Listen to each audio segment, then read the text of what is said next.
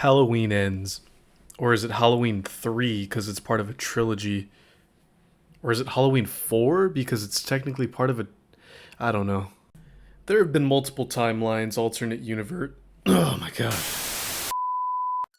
Halloween has 5 alternate timelines, with the first consisting of the first Halloween, Halloween 2, Halloween 4, The Return of Michael Myers, Halloween 5, The Revenge of Michael Myers, and Halloween 6, or Halloween, The Curse of Michael Myers, whatever it is that you want to refer that flaming dog piece of shit movie. The other timelines consisted of Halloween, Halloween 2, Halloween H2O, and Halloween Resurrection, also known as the Strode timeline.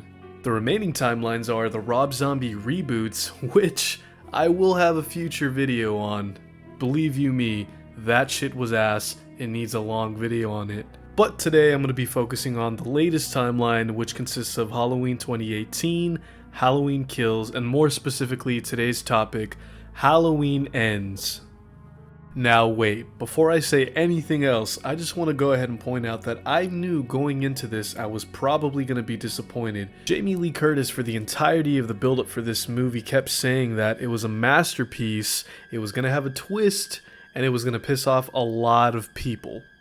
So believe me when I say, I was way more aware that I was going to be disappointed than my mom was when she found out she was pregnant with my ass.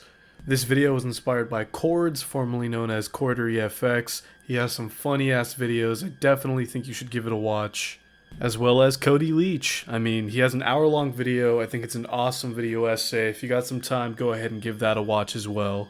But without further ado, this is my review on Halloween Ends.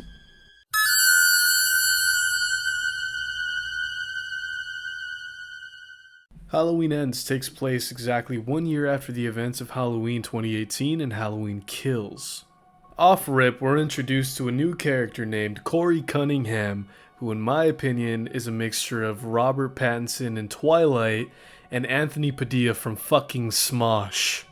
So as a callback to the original Halloween, Corey in this place is playing the part of Laurie as the young teenage babysitter. And as the previously mentioned events having only taken place a year ago, the town known as Haddonfield has been left in a state of shock, fear, and paranoia. We then immediately cut to a scene where the small child Jeremy, who Corey's watching, is screaming as if he's being attacked. This then leads for Corey to go on a wild goose chase to make sure that the little kid isn't, well, you know, fucking dead. We get the whole nine, doors creaking, shadows, noises upstairs, and Corey's freaking out pretty hard. Eventually, Corey does make his way upstairs to try to get a hold of the little kid that he's supposed to be looking after. This then leads to a scuffle. Corey somehow ends up in a closet like Lil Nas X before the fame, which then leads to him freaking out even harder than he was before. After some time, we do notice that the kid was actually just playing around the whole time because we can hear him laughing. But at this point, Corey's not playing around anymore. He's actually extremely freaked out, extremely angry, to which he starts yelling, "I'm gonna fucking kill you. You better open this door." The only problem with that is the kid's parents come back into the house and they hear him banging on the door and yelling at the kid. So as the kid's parents walk into the house, Corey kicks the door open, which then leads to the kid falling down 3 sets of stairs to his fucking death. I'm not kidding, man. I'm not gonna add the entire kill to the video. You're gonna have to watch the movie to see it for yourself. It's really brutal, especially if you have a problem with seeing kids get hurt. It's a really messed up kill. Which then leads us to the Halloween Ends intro screen. They give us the same intro, just a slightly different font, and it was blue this time. Maybe a little bit of a callback to Halloween 3, Season of the Witch. Following all that, we cut to a scene where we see where Corey works, which is a junkyard slash mechanic shop type deal, and we immediately see him in the signature Michael Myers jumpsuit. And that pissed me off. I know, you kept yelling about it. I know. It pissed me off so bad, my girlfriend kept getting mad at me because of how mad I was at the fucking movie. Rumors were circulating at the time that there would be a second or copycat Michael in this movie, so as soon as they gave us that intro scene, they put him in the jumpsuit, you could immediately tell which direction they were going with this movie. Fast forward a little bit and we actually cut to a scene where Corey's being heckled and bullied by a couple of teenage kids. One that looks kind of like Justin Bieber when he was going through that weird phase where he kept grabbing his crotch all the time, all because he didn't want to buy them some alcohol. Laurie then shows up and comes to Corey's aid because she happens to be at the gas station at the same time. These kids begin to heckle and bully her too, calling them the Psycho and the Freak Show. Laurie then helps Corey get up. She pulls out a knife and I kid you not says, "Well, am I gonna do it? Or are you gonna do it?" And they then proceed to slash the kids' tires. And I gotta say, it was pretty satisfying to see Laurie back in form after the last two movies of her being crazy and bedridden at the hospital.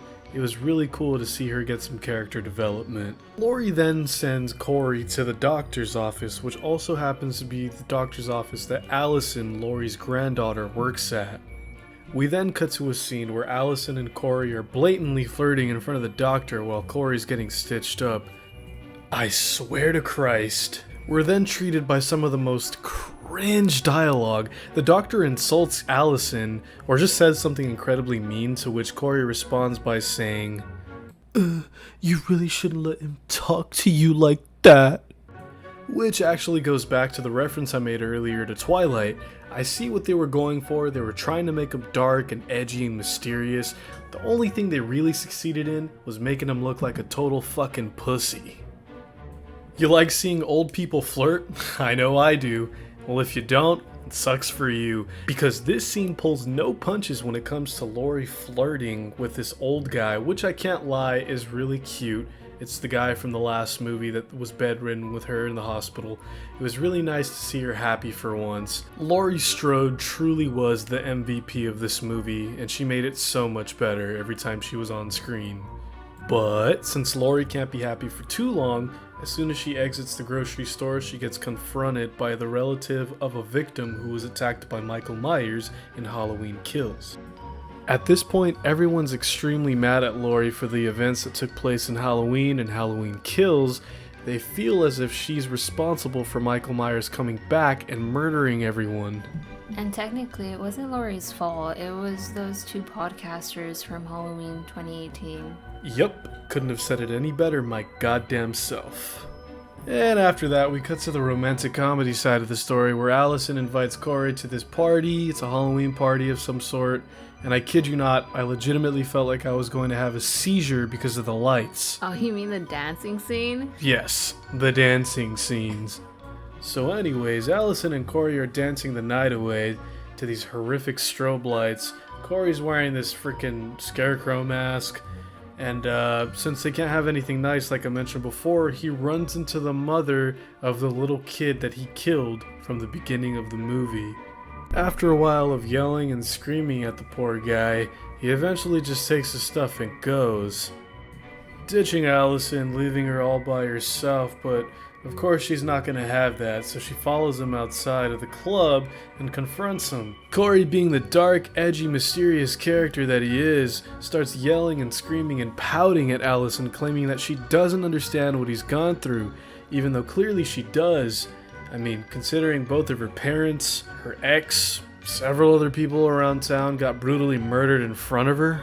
That's also not to mention the horrific things she also had to do to Michael herself to avoid getting killed by him. That and the horrific nightmares and the survivor's guilt. But yeah, sure, he killed some little kid, I guess she doesn't understand. And that's what I mean. I'm not sure if it's just me or not, but I totally get where they were going with this character, but they really succeeded in making him look like a real loser, like a real whining, complaining, Gondo-like loser. So afterwards, Corey runs off and he's then confronted by the same teenagers who were bullying him earlier in the movie, although this time he's by himself with no one to save him. Corey finally gets his chance to stand up to the bullies, even getting in the main bully's face, telling him that he knows that his dad hates him and he's only bullying him because his dad basically bullies him too. I gotta say, you can clearly see that one-liner really got to that main bully. It hurt him to the core, like it really messed with his soul. So much so that the bully actually threw him off a fucking bridge. Halloween had some of the most cringe lines of all time, specifically citing Halloween Resurrection, going back to Halloween 5 with those goofy ass cops. This, however, provided us some of the most... just watch. He fell. Little dick busted it. Is he dead? Go down and look. You go down and look. I didn't push nobody. He fell. Bullshit. He fell? Yeah, that's my story. As if it wasn't bad enough that he was getting bullied by teenagers that don't even look like they could be bullies, he was getting bullied by the kids that were in a band. Corey, whenever he's getting bullied by band kids. But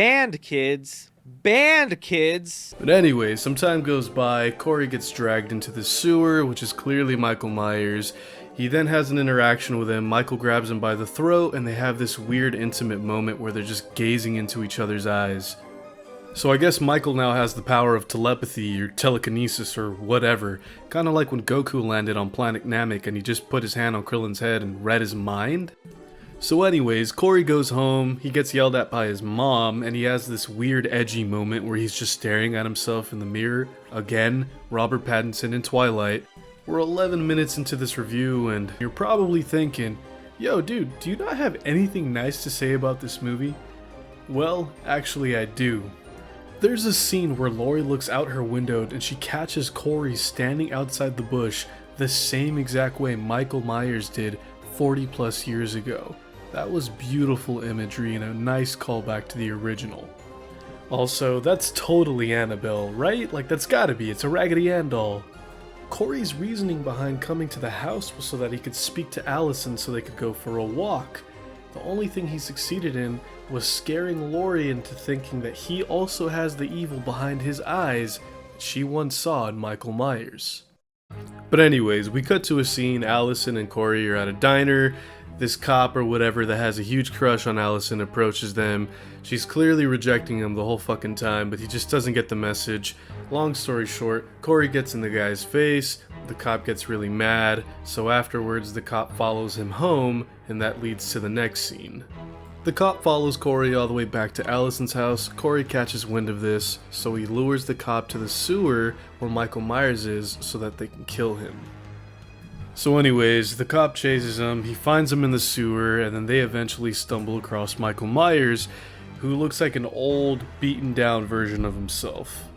Which I guess makes sense if you're going off the story that they were pushing in Halloween Kills, which is the more he kills, the more he transcends, but that leads me to one question. Why the fuck was Michael Myers hiding this whole time?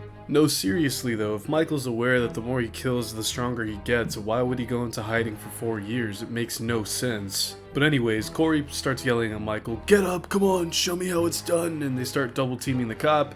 They stab him to death, and Michael has this jizz his pants moment when he starts stabbing the shit out of the guy and gets his strength back. Now I jizz in my pants. Don't tell your friends or I'll say you're a slut. Plus it's your fault you were rubbing my butt. Corey and Michael proceed to do the whole Batman and Robin shtick where they're teaming up to kill people, which I personally thought was a really stupid idea.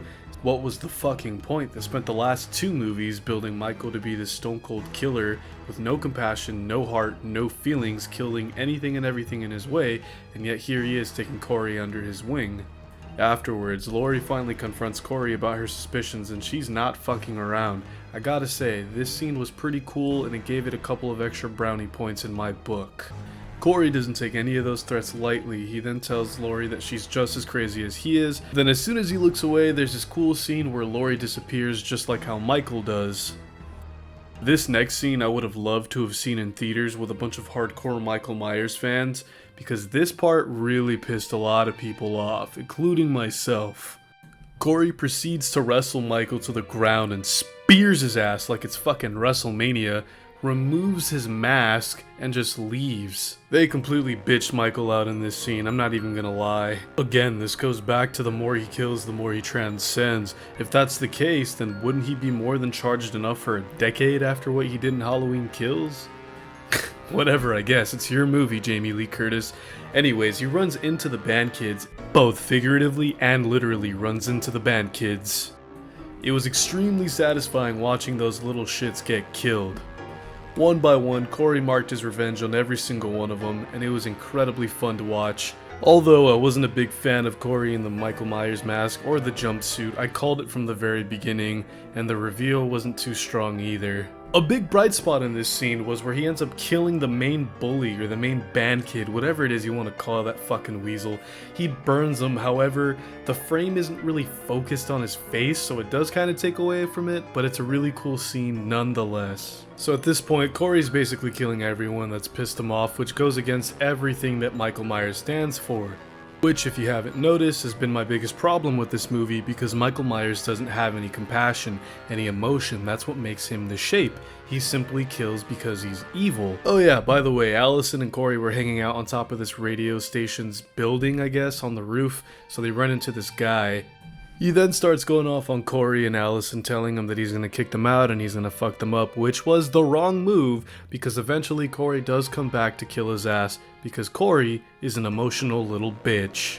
We now cut back to our protagonists, Laurie and Allison, who are apparently in an argument because Allison feels like Laurie's obsession with Michael Myers is getting in the way of her life. So Allison then decides she wants to run away with her new boyfriend that she met like 2 days ago? I mean, dude, he has 1,000 red flags. No, seriously, like, just take one look at his fucking face. Not only that, they've been calling Laurie crazy for the past 3 movies now, and she hasn't been wrong. How many people have to fucking die until they finally learn their lesson? After Allison leaves, Laurie grabs a gun and contemplates suicide, although she actually wasn't, because every promotional video for this indicated that she clearly knew Michael Myers was in the house with her. So the gun goes off, you see a bunch of brain splatter, except it isn't brains at all, it's actually just a pumpkin. Michael walks into the room, Laurie shoots him, and he falls down the stairs. Laurie then takes the mask off Corey's face, and she is pissed. After warning him earlier in the movie, she just unloads the gun and says, you know what, you want me? Let's fucking go. Up to this point in the movie, Laurie's been fairly peaceful, nothing like her previous iterations in Halloween 2018 or Halloween Kills being very violent. In this movie, she's actually a lot more laid back. Now with Laurie back in form, ready to confront Corey, she then tells Corey she cannot have Allison. Corey then begins to smile because he can hear that Allison has actually returned to the house and says, well, if I can't have her, no one can. Then stabs himself in the fucking neck. I'm sorry, what? What the fuck was the point in that? You mean to tell me the last hour and a half of a romantic drama that we've had between him and Allison has been for nothing? First of all, bozo, if I can't have her, no one can. She totally can have anyone now because you're dead. She can fuck her ex right now. This only makes Corey look even more stupid and even more of a bitch. He's a bitch! He's a bitch! Allison then walks in on Laurie taking the knife out of his wound, making it look like she's the one who actually killed him, which leads to Allison being upset and running away again. Laurie then takes a seat, but we then notice that the door is open, indicating that Michael Myers is back to take his mask, setting up the longly anticipated showdown between Michael and Laurie one last time. We get a nice little callback with Laurie wearing her blue button-up shirt from the original Halloween.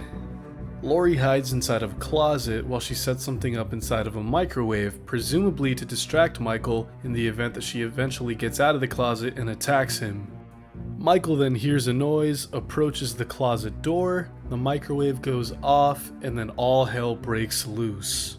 Michael and Laurie proceed to fight it out in one of the most anticipated meetings in the entire franchise. Although this movie did have a lot of hype coming into it, the fight itself actually had little to no hype, especially considering it's the last, 20 minutes of the movie? Let's also not forget, this isn't the same crazy obsessive Laurie, and this isn't the same Michael either. This movie had a 4-year time skip where Laurie basically moved on with her life and isn't obsessed with Michael. And of course, Michael has been living in the sewers, not killing anyone, with his strength diminishing. All that being said, there were actually a couple of times where it looked like Laurie may actually lose the fight. Paired with a couple of close calls, Laurie actually almost lost her hand in the drain as well. But it wouldn't be a Halloween movie unless Laurie eventually got the upper hand. Laurie then pins him down by stabbing both of his hands onto a table and throwing a refrigerator onto his knees, preventing him from moving. She then puts the finishing touches by stabbing a giant kitchen knife into his chest. With the tension reaching a fever pitch, she immediately removes the mask off Michael's face, stating that he's just a man who's about to stop breathing. But it wouldn't be a Halloween movie unless Michael regained the upper hand himself. Michael then gets a hold of Laurie's neck and begins to choke the life out of her. Michael does the whole gazing into your eyes thing again, then they begin to have flashbacks, recounting everything that took place over the last 40 years. Which was also, admittedly, a pretty cool fucking moment. With Laurie's life slowly fading in Michael's hands, Allison of all fucking people comes in and makes the save. And apparently Corey's been rubbing off a little too much on Allison, because her delivery on her lines from here on out is incredibly cringe. I'm not gonna let this happen to you. They end up calling the police, they put Michael Myers on top of a car, and hey look, the guy with the cowboy hat from the last movie's in this. So the police just gathers up the entire city so they can all witness Michael get killed together. And when I say everyone in Haddonfield came out, I literally mean everyone in Haddonfield. No one stayed in bed, everyone came out to watch Michael die for good. They all get together and have this kumbaya moment as they walk to the junkyard where Corey used to work at, so they can destroy Michael's remains and he can never come back from the dead. Everyone in the town known as Haddonfield was hand in hand, and they gathered together as they watch Michael finally get put to rest. Laurie has the honor of throwing Michael's body into that giant spinning metal thing that destroys cars, and honestly, kudos to them for actually having the balls for killing Michael off. The way his body was destroyed, you can see he's never coming back again. That night, the citizens of Haddonfield could actually sleep peacefully for once, knowing that the evil is actually dead. Or was he? No, actually this time it looks like it was a pretty definitive ending to Michael, which, if I'm being honest, was actually pretty shocking. I didn't think they'd have the balls to put the nail in the coffin. Especially considering Michael's legacy was, you can't kill him definitively, there has to be a way for him to come back. Nah, the way they destroyed his body, there's no way he's coming back. But nonetheless, the cop from earlier stops by the house delivering some veggies just like they mentioned earlier in the movie. They sit down peacefully on the porch, the cop thanks her for everything she's done, to which she responds by asking, "What about those cherry blossoms?" Indicating that they're going to live a nice happy life together. Laurie's daughter left Haddonfield, and we are left with nothing but a scene of the house. Empty, quiet. Just like in the original, except this time we don't hear Michael's breathing through his mask. And then the movie ends, evil has died for good. All things considered, I gotta give this movie maybe 2 stars out of 5, and that's being really fucking generous. Each movie dating back from Halloween 2018 onwards left us with a really cool cliffhanger. First of which coming from the ending of Halloween 2018 when we zoom in on Allison's hand, indicating that she may have been poisoned by Michael's evil, also leaving the audience to believe that she may be the next incarnation of Michael Myers, similar to Jamie from Halloween 4. But they don't end up going anywhere with that story, it completely gets nixed. Then in Halloween Kills, they kept doing the whole, he keeps looking out the window, he keeps looking at his reflection, what is he looking at, what is he looking at? They push that all the way through the end of the movie until he kills Laurie's daughter, and they keep indicating that there's some big significance behind him looking at his reflection, but they go absolutely nowhere with it. This movie does not feel like it's the 3rd installment of a Halloween trilogy. It felt nothing like the last 2 movies, they ditched the cliffhangers, and to their credit, it was made during the fucking lockdown, so I'd imagine they changed the script way too many times within the last year and a half or so, but it felt way too much like a romantic drama movie. Allison and Corey's love story took way too much time, energy, and attention away from Laurie and Michael. You know, the 2 fucking main characters of the movie. They're the reason why we came to watch Halloween in the first place. Even though I criticized this movie quite a bit, I will say I was very happy to have another Halloween movie. I'm probably going to rewatch it another 5 or 6 times before this year's Halloween even ends, no pun intended. That, and it's always fun to see Jamie Lee Curtis having fun, smiling, happy, and just enjoying herself playing Laurie Strode one last time. Well, I've been shitting on this movie quite a bit, and I'd say it's been enough, so I'll leave you with this. It has been the honor of my life to play Laurie Strode, and no matter how you watch this final chapter, I hope you'll get people together and scream and cheer and hold your breath to the end, because we created this for you, and I thank you for your years of support and how much you care about this story and me, your final girl.